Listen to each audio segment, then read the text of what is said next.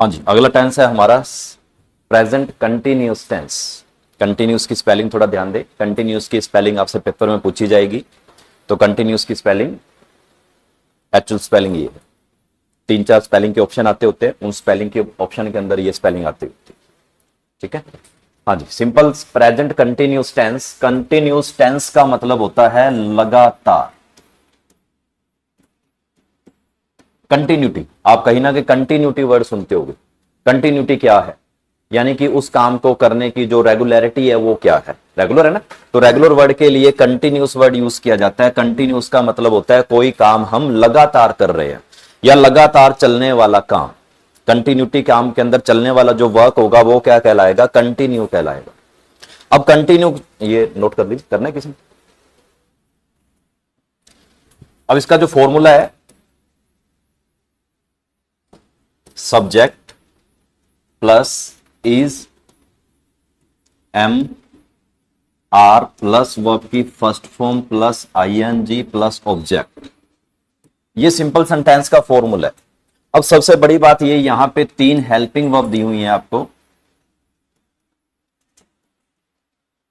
ये helping verb तीनों एक जगह तो लगेगी नहीं, इकट्ठी तो लगेंगी नहीं, अलग अलग लगेंगी। तो अलग अलग लगाने के लिए हमें सबसे पहले सब्जेक्ट देखने होंगे। सब्जेक्ट कौन से हैं? सब्जेक्ट वही रहेंगे, क्योंकि ये सारे के सारे जो हम सब्जेक्ट लिखते हैं वो हम सेम ही होते हैं सब्जेक्ट।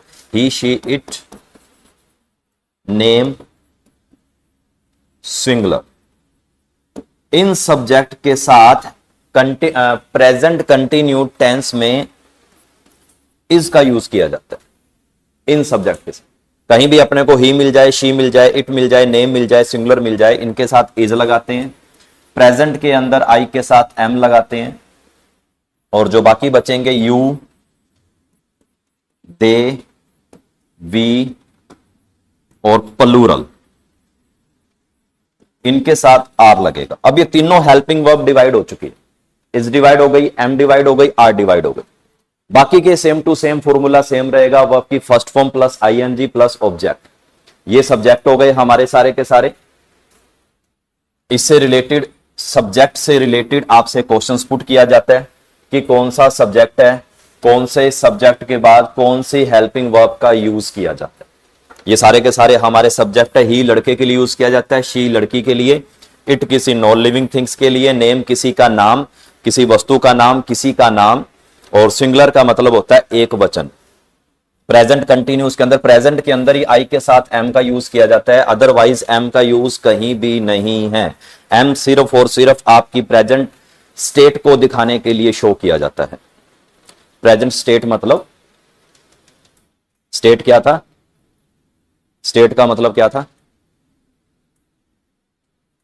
State, STATE।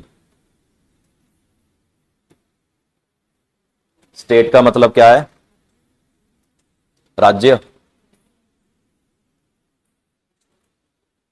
हाँ जी, स्टेट का मतलब अवस्था, कंडीशन। अवस्था क्या है? आपकी कंडीशन क्या है? जब ये वाली बात आती है तब आई के साथ एम का यूज किया जाता है। जैसे कि आपकी कंडीशन ऐसी है, जैसे suppose I am poor, I am rich, I am ill. ये क्या है? ये सारी की सारी आपकी कंडीशंस है, आपकी सिचुएशंस है। जब इस तरह से किसी सिचुएशंस, किसी कंडीशंस को शो किया जाता है तो उसको स्टेट बोलते हैं। स्टेट का मतलब होता है अवस्था। दो तरह से स्टेट यूज किए जाते हैं। एक स्टेट का मतलब क्या होता है? राज्य, और एक स्टेट का मतलब अवस्था, यानी कि कंडीशन क्या है, सिचुएशन क्या है। तो कहीं ना कहीं अगर स्टेट वर्ड आ जाता है तो स्टेट को यह मत समझ लेना कि वो राज्य की बात कर रहा है। ठीक है, अगर वो हाँ SSC जो दूसरे पोल साइंस या दूसरे सब्जेक्ट है उसके अंदर अगर स्टेट वर्ड यूज किया जा रहा है तो वो ऑटोमेटिकली राज्य की बात कर रहा है कि इंडिया डिवाइड इनटू 28 स्टेट, वो हो जाएगा। लेकिन जब वो इंग्लिश के अंदर बात कर रहा है, जब ऐसी बातें कर रहा है, तो ऑटोमेटिकली वो ये पूछेगा कि ये क्या है? वो स्टेट है। स्टेट मतलब कि आपकी अवस्था है। अवस्था मतलब कि कंडीशन कैसी है। तो एम का यूज तो किया जाता है, और यू का मतलब तुम, दे का मतलब वे, वी का मतलब हम, प्लूरल का मतलब एक से ज्यादा, और इसके साथ जो हेल्पिंग वर्ब यूज की जा रही है वो आर यूज की जा रही है। ये तो हो गए सब्जेक्ट, सब्जेक्ट की डिवाइडेशन। अब उसके बाद इज एम आर डिवाइड हो गए, इज इसके साथ आ गया, एम इसके साथ आ गया और आर इसके साथ आ गया। अब हमारे पास पीछे क्या बचता है, वर्ब की first form plus ING plus object, ये बच गया ना। अब इसको डिवाइड करते हैं। अभी मैं लॉन्ग सेंटेंस लिख रहा हूं एक, मिलके दोनों सेंटेंस, उसको हमने ट्रांसलेट करना है, ठीक है, कल वाला।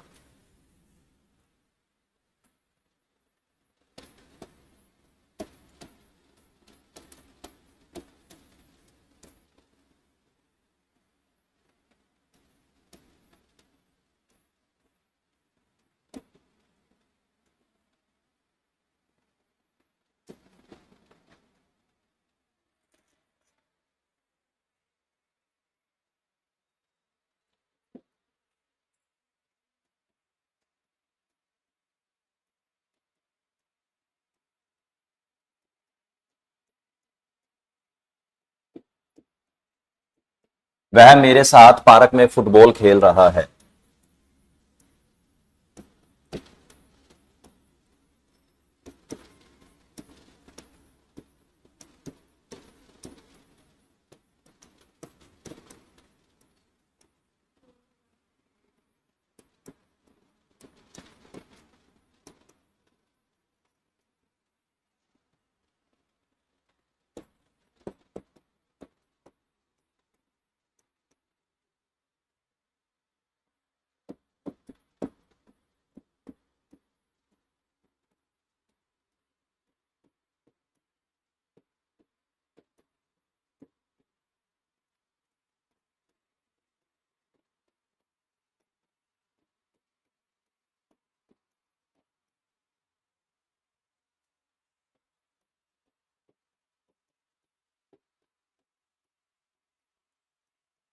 वह मेरे साथ पार्क में फुटबॉल खेल रहा है। सुनीता तुम्हारी बहन के साथ बस से कॉलेज जा रही है। वे सब हमारे साथ मिलकर खाना बना रहे हैं और खा रहे हैं। तीन सेंटेंस है, प्रेजेंट कंटिन्यूस की इसमें बात की गई है। कंटिन्यूस के अकॉर्डिंग हमने उसके सब्जेक्ट को मेंशन करना है, कंटिन्यू के अकॉर्डिंग हमारे उस रूल रेगुलेशन के अकॉर्डिंग ये तीनों सेंटेंस प्रिपेयर करने हैं। क्योंकि ज्यादा डीपली नहीं जाएंगे हम, एक एक नंबर में करने होंगे हमें, तो ऊपर ऊपर से इसको हम रिवाइज करते हैं, सेंटेंस भी रिवाइज हो जाएंगे, ट्रांसलेशन भी हो जाएगी।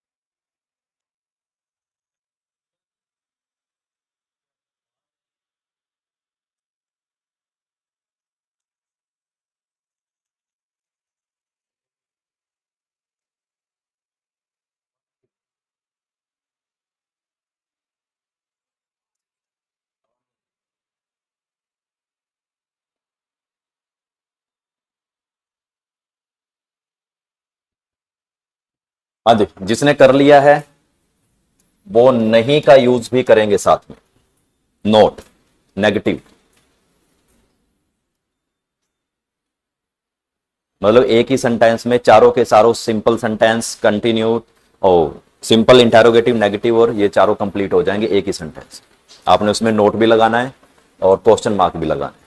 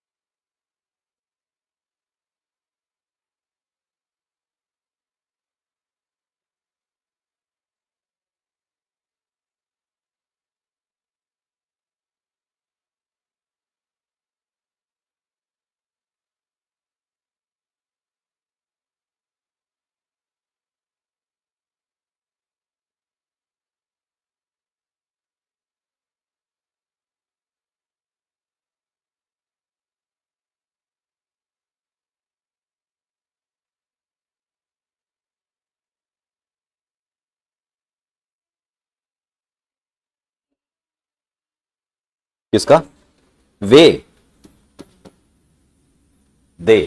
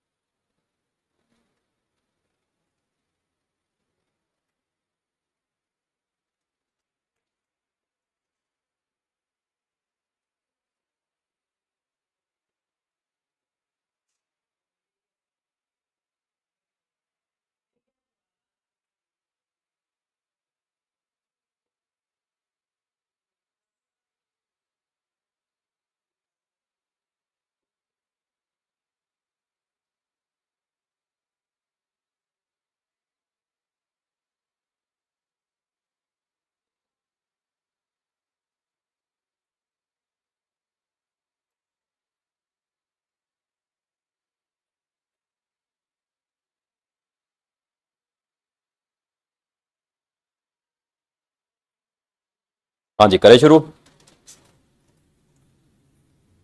वह मेरे साथ पार्क में फुटबॉल खेल रहा है। वह मतलब ही के साथ क्या आएगा? इज, पक्का? क्यों? क्योंकि वो क्या है? He singular. He is play, play verb की फर्स्ट फॉर्म है, उसके साथ आईएनजी। अगर आईएनजी लग गया तो इसका मतलब ये काम कंटिन्यूटी में है। आईएनजी का मतलब यही होता है कि ये काम कंटिन्यूटी में चल रहा है। ही इज प्लेइंग फुटबॉल किसके साथ? इन द पार्क, और किसके साथ? मेरे साथ, यानी कि with me. He is playing football, he is playing football in the park with me, he is playing football with me in the park. ठीक है, दोनों यूज कर सकते हो।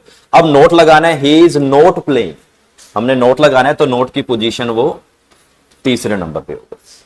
ही इज नोट प्लेइंग, सिर्फ नोट लग गया सेंटेंस, बाकी सारा का सारा सेम। अब उसके बाद सुनीता तुम्हारी बहन के साथ बस से कॉलेज जा रही है। अब सुनीता नेम है किसी का, सुनीता इज गोइंग, गोइंग के बाद टू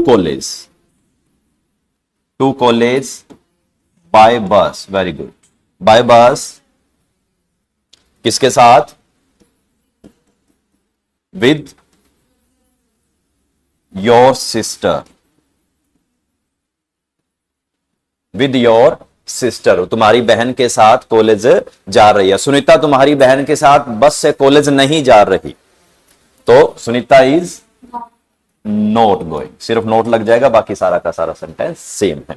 वे सब तुम्हारे साथ मिलकर खाना बना रहे हैं और खा रहे हैं। वे मतलब कि दे, अब क्या आएगा, they all, very good, they all are making food together and eating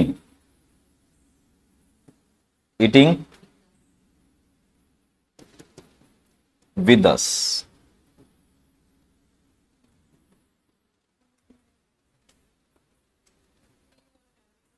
yes, eating क्यों आया यहां पर,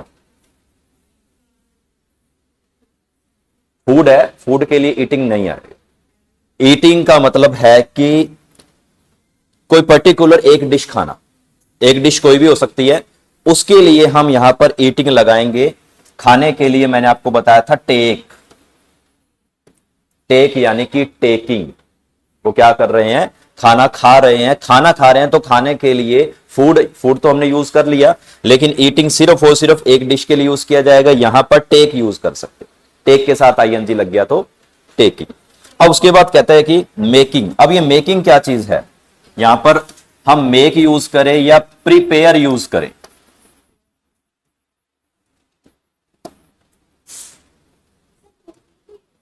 कुकिंग भी हो सकता है, तीनों में मैं आपको बताता हूं क्या। मेक यानी कि मेकिंग यूज करें, कुकिंग यूज करें या प्रिपेयरिंग यूज करें। अब तीनों अलग अलग है। यस यस, ट्राई करो। प्रिपेयरिंग, हाँ जी, कुकिंग। जब खाने की बात होगी ना तो वो 101% इसी का यूज करो, बात ही खत्म। क्योंकि कुक का मतलब बनाना ही होता है, यानी कि खाना खाना या खाना बनाना। जब खाने की बात की जाएगी कहीं भी तो वो आपको 3 ऑप्शन ये देगा, 3 से 4 ऑप्शन, और उसने सेंटेंस में ये डाल दिया, सेंटेंस के अंदर वो ऑप्शन में कुक आ गया, ऑप्शन में कुक आ गया, तो वो ये डाउट दे देगा आपको, मतलब इन तीनों में से किसका यूज कर। तो जब खाने की बात की जाएगी तो कुक ही यूज करो, बात ही खत्म, दूसरे सेंटेंस की तरफ जाने की नीड ही नहीं है। अब जो ये बात आती है मेक और प्रिपेयर, ये किस चीज के लिए होता है। अब जैसे हम कहते हैं कि ही इज प्रिपेयरिंग या she is preparing food, she is making food, ये भी तो लगा सकते हैं ना, यानी कि प्रिपेयरिंग भी यूज कर सकते हैं, मेकिंग भी यूज कर सकते हैं। लेकिन जो मेक होता है, ये मेक ज्यादातर जैसे हम कहते हैं कि जैसे कि वो लकड़ी का सामान बनाने के लिए, इंस्ट्रूमेंट बनाने के लिए, कोई भी इंस्ट्रूमेंट बनाना है, कोई भी लकड़ी का सामान बनाना है, कोई भी नॉन लिविंग थिंग्स वाली कोई ऐसी चीज बनानी है, जैसे कि लकड़ियां हैं, ये फैन है, ये सारा कुछ है, ये नॉन लिविंग थिंग्स है ना, उसके लिए मेक, मेड यूज करते हो आपने कहीं ना कहीं मेक, फिर उसके बाद सेकंड फॉर्म मेड और थर्ड फॉर्म मेड आगे ना, तो उस चीज को बनाने के लिए मेक का यूज किया जाता है। अब बात आती है प्रिपेयर। प्रिपेयर का मतलब होता है तैयार होना या तैयार करना, तैयार होना या तैयार करना। अब वो हमारे ऊपर भी आ सकती है, जैसे कि मैं तैयार हो रहा हूं, कपड़े पहन रहे हैं, ये चीजें कर रहे हैं, वो प्रिपेयर में आ जाएगी। तो मतलब कि खाने के लिए इसका यूज करो, किसी चीज को बनाने के लिए मेक का यूज करो, और खुद के लिए प्रिपेयर का यूज करो। ये तीनों अलग अलग होते हैं। ये वाला आगे वाला जो सेंटेंस टेंस है वो थोड़ा प्रॉपर वे में करना, क्योंकि ज्यादातर पेपर के अंदर ये पूछा जाता है। परफेक्ट टेंस, परफेक्ट का मतलब होता है कि काम कंप्लीट हो चुका है। कंप्लीट होने का मतलब कि जैसे कोई काम अपने आप में पूरा हो चुका है, पूरा होना। और इसका जो फॉर्मूला होता है सब्जेक्ट प्लस हैज या हैव प्लस वर्ब की थर्ड फॉर्म प्लस ऑब्जेक्ट, ये इसका फॉर्मूला है। अब यहां पे हैज आ रहा है और हैव आ रहा है। हैज किसके साथ आएगा? ही सिंगुलर के साथ, ही शी इट नेम और सिंगुलर, इनके साथ has. I you they we और प्लूरल, इनके साथ हैव। अभी हैज और हैव का यूज दूसरे तरीके से एक्सप्लेन करता हूं, एक बार इसको आप नोट कर लीजिए। Present perfect tense, present perfect sorry tense,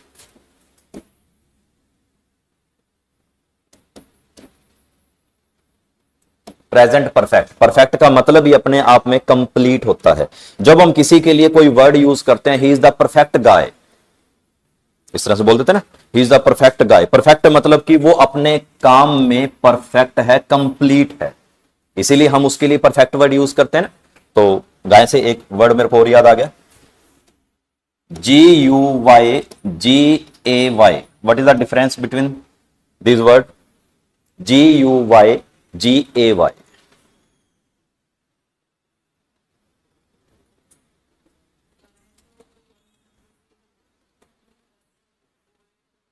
गाय मतलब कि जैसे कोई पर्सन, पर्सन के लिए, और गे ये भी पर्सन के लिए, दूसरे पर्सन के लिए। तो इसमें क्या यूज किया जाता है? GUY। ये एक्चुअल में हम बोल देते हैं कि आपने सुना होगा hello guys. Hello guys word सुना होगा। हेलो गाइस का मतलब कि सारी की सारी कम्युनिटी को रिप्रेजेंट किया जा रहा है। आप मेरे सामने लड़का लड़की सभी बैठे हो तो मैं हेलो गाइस वर्ड यूज कर देता हूं। Hello guys, how are you all, इस तरह से वर्ड यूज कर देते ना। तो मतलब सारी कम्युनिटी को रिप्रेजेंट करने के लिए GUY का यूज किया जाता है। और गे क्या होता है? इसकी जो प्रोनाउंसिएशन होती है वो गे होता है। आपने कहीं ना कहीं कुछ लड़के देखे होंगे ऐसे जो लड़कियों की तरह बिहेव करते हैं, मतलब एक्चुअल में होते लड़के ही हैं वो, मतलब उनमें कोई फिजिकल अपीयरेंस चेंजिंग नहीं है कोई भी, लेकिन वो होते लड़के ही हैं। उन लड़कों को हम उसके लिए ये वर्ड यूज कर लेते हैं, ठीक है। और एक आपने कहीं ना कहीं किन्नर वर्ड सुना होगा। किन्नर, किन्नर कौन होते हैं? जो एक्चुअल में किन्नर होते हैं, मतलब जो थर्ड जेंडर होते हैं। जो थर्ड जेंडर होते हैं वो, उनको हम किन्नर बोलते हैं, जिनके अंदर फीमेल वाली फिजिकल अपीयरेंस होती है, सारी के साथ होती है ना, वो किन्नर कहलाते हैं। और आपने कहीं ना कहीं देखा हो घर में शादी विवाह का जब प्रोग्राम होता है तो हमारे घर भी आते हैं, तो वो ये होते हैं, उनको किन्नर बोला जाता है, ठीक है। और ये जो होते हैं, जो नॉर्मली आजकल पीढ़ी बढ़ती जा रही है तो उनको GAY बोलते हैं, गे। हाँ जी, ये वाला GAY। कुछ एक लड़के ऐसे होते हैं जिनमें फीमेल वाली फिजिकल अपीयरेंस नहीं होती, जैसे कि चेंजिंग आना, वो चेंजिंग नहीं है उनके अंदर। वो नॉर्मली उनके हाव भाव लड़कियों के जैसे होते हैं। वो नॉर्मली उनको देख के लगेगा कि हाँ भी इनके हाव भाव लड़कियों के जैसे होते हैं, लेकिन वो एक्चुअल में होते नहीं है। वो जो होते हैं वो, उनको गे बोला जाता है, ठीक है। और ये सारी कम्युनिटी को रिप्रेजेंट किया जाता है, उनको गाय बोलते हैं और ये गे। हाँ जी। तो और जो किन्नर होते हैं ये एक्चुअल में जो लेडीज की तरह होते हैं, जो लेकिन उनकी आवाज होती है वो जेंट्स की तरह होती है, वो किन्नर होते हैं। अब एक बार हैज, हैव, हैज और हैव, इनको समझिए। अगर हैज और हैव के बाद कहीं भी वर्ब की थर्ड फॉर्म लग जाएगी तो वो टेंस का काम करेगी। अगर इनके बाद थर्ड फॉर्म आ रही है तो वो टेंस का काम कर रही है। अगर इनके बाद हैज या हैव के बाद टू लगा हुआ है, टू लगा हुआ है, तो ये कंडीशन का काम करती है, कंडीशन का काम। अगर हैज हैव के बाद, अभी एक्सप्लेन करता हूं मैं, हैज हैव के बाद किसी थिंक का नेम आ रहा है तो वो पास का काम करती है। पास का मतलब कि मेरे पास, आई हैव मोबाइल, पास, यानी कि तीनों अलग अलग तरीके से डिफाइन किए जा रहे हैं। अगर इसके बाद वर्ब की थर्ड फॉर्म लग गई तो 101% वो टेंस है। अगर इसके बाद कहीं टू लग गया तो वो कंडीशन की बात कर रहा है। अगर इसके बाद थिंग्स कोई चीज लग जाती है तो वो अपने आप में किसी चीज को मेरे पास होने को रिप्रेजेंट कर रही है। पास होने का मतलब वो चीज मेरे पास है। जैसे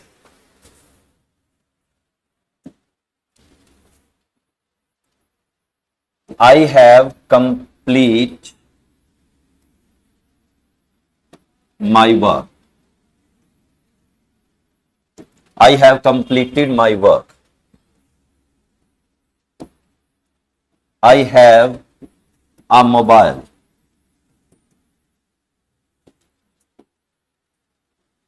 I have to do this work। अब तीनों सेंटेंस आ गए एक में। पहले सेंटेंस में कह रहा है I have completed my work, have के बाद क्या आ रहा है, वर्ब की थर्ड फॉर्म। Very good. तो ये कौन से टेंस का काम कर रहा है, प्रेजेंट परफेक्ट टेंस का काम कर रहा है। फिर उसके बाद आई हैव अ मोबाइल, मेरे पास एक मोबाइल है, तो ये अपने पास कोई चीज होने का काम कर रहा है, मेरे पास। हम नॉर्मली बोल देते हैं I have a car, I have a mobile, I have a home, he has something special gifts, तो बोलते हैं ना he has something special gifts. उसके बाद बहुत अच्छी चीजें हैं। तो हैज और हैव के बाद यहां पर अगर किसी थिंग का नाम आ गया तो इसका मतलब वो पास रहने वाली चीज की बात कर रहा है, यानी कि मेरे पास वो चीज है। क्लियर है। I have to do this work, ये क्या कह रहा है,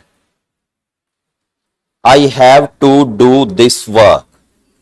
कंडीशन, कैसी कंडीशन, कि मुझे काम करना पड़ता है।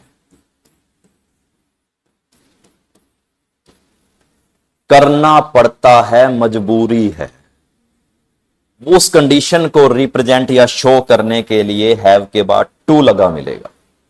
एरर ये आएगा पेपर के अंदर कि वो कहीं ना कहीं आपको ये टू दे देगा, टू के बाद यहां पर वर्ब की थर्ड फॉर्म लगा देगा, ये एरर है। और टू के बाद हमेशा वर्ब की फर्स्ट फॉर्म।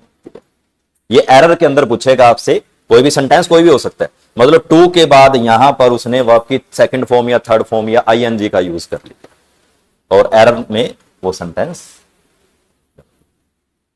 क्लियर है। तो हैज हैव वाले और आईएनजी वाले। ओके, कल नेक्स्ट कल तो मैं एक बार थोड़ा स्ट्रक्चर लिख देता हूं, आप बना लाना सेंटेंस, थोड़ा जल्दी हो जाएगा। ठीक है।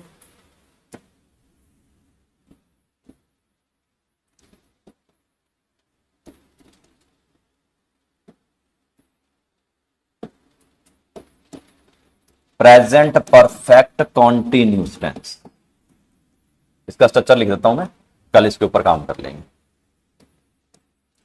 Subject plus has, have plus been plus verb की first form plus ING plus object plus since या ओ, since for plus object plus timing, किस टाइम वो काम हो रहा है। टाइमिंग का मतलब कि वो उस ऑब्जेक्ट को आप इधर भी रख सकते हो, उस ऑब्जेक्ट को आप इधर भी रख सकते हो। अब इसमें सिंस का यूज हो रहा है और फॉर का यूज हो रहा है। इसके अंदर क्या है कि इसमें काम जो है वो सुबह से चल रहा है।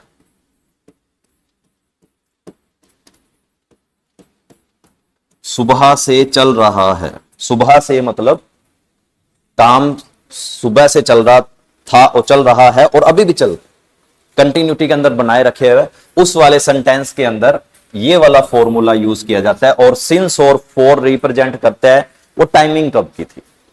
ठीक है, इसके ऊपर कल डिस्कस करेंगे। ठीक है बेटा।